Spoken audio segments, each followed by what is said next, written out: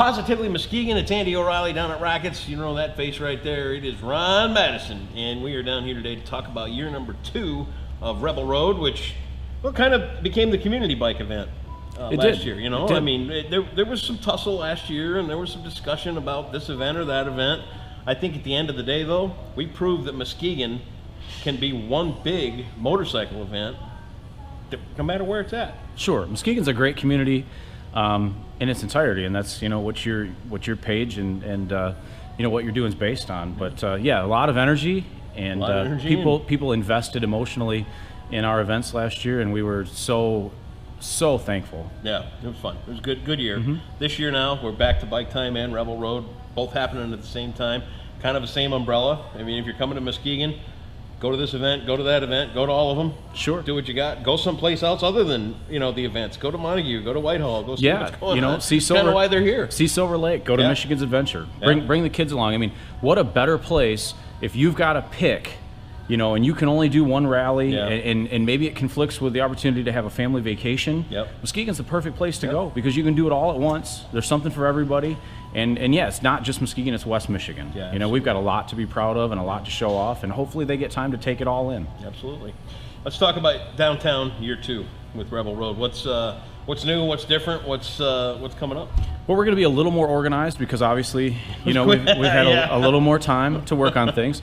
But we're pretty excited. We've gone from about a dozen vendors last year to over 50 this year. Really? And we've been so fortunate to have a lot of interest. We're going to have a lot more national groups come in, but we've even in fact had to turn some people away just because we've had too many of the same types of vendors, and we want to protect our vendors and their interests and make sure it's a good experience for them. It's profitable.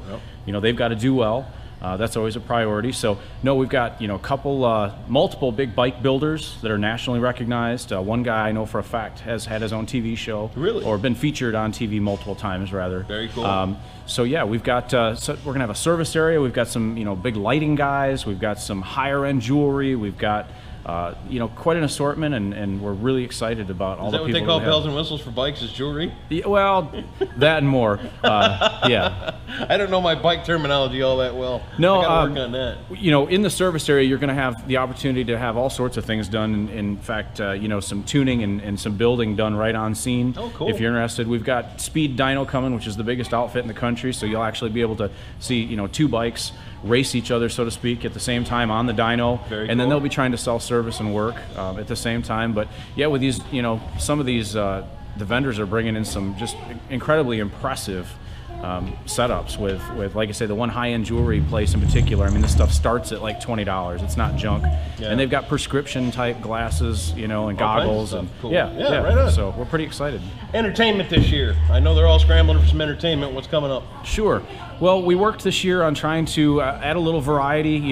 We've got some great bands, as you well know better than anybody, here locally, but I think people were excited about the opportunity to maybe see some groups they haven't seen all the time. Okay. We've never worked to be a concert venue, so to speak, but yet, we want to provide some good entertainment. So, 2 that we're featuring, we're kicking off Thursday night with Gunner and the Grizzly Boys. I've heard of them. A great country group that opens up for most of the big country concerts in the Grand Rapids area. They play the Intersection a lot. They play a lot of festivals. So we're really excited to have them Thursday night. And then we've got Jasmine Kane coming up. She plays the rally circuit, and she's... I'm not familiar. Talk a little bit about her. Well, Jasmine is just a little tiny thing with tons of energy and stage dives, does all kinds of great stuff. Her guitar player played in Cinderella. Really? And she's got a little bit of a traveling sideshow with her, from what I understand. I won't get into great detail, but high energy. When we went down to Bike Week this year in Daytona to meet with some vendors and sponsors, she drew the biggest crowd on the strip when we were there. I immediately went up to the stage afterwards and introduced myself and talked to her a little, and she thought, hey. I'd never imagine you doing that. No. Hi, I'm Ron. So she's excited to come to Muskegon, awesome, and we can't wait to have her. So it's just a little different flair, but we've got some other great local talent as well, and I think that overall people are going to be pretty happy with what we've got, considering everything's free. Absolutely. Just as always, and everybody's welcome. Is it expanding this year? Are you going to still have all of Western, or is it, how's it working out? It is expanding because our, footprint's naturally growing as we have more vendors and more interest. So we're growing in multiple directions. A lot of it will look similar, just more saturated.